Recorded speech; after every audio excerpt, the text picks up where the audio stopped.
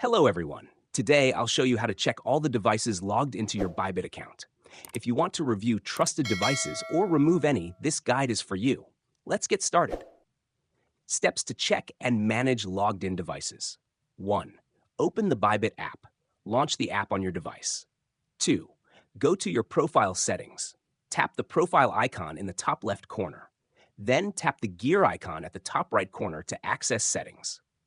3. Access security settings. Scroll down and select Security. 4. View trusted devices. Under Security, scroll down and tap on Trusted Devices. You'll see a list of all devices currently logged into your account. 5. Remove unrecognized devices. If you find a device you don't recognize, tap the delete icon next to it. Confirm by clicking OK, and it will log that device out of your account. 6. Additional tip. If you notice suspicious activity, go back to the Security section and change your password immediately to prevent further access. That's it. This is how you can monitor and manage the devices using your Bybit account. If you found this guide helpful, don't forget to like, share, and subscribe for more handy tutorials.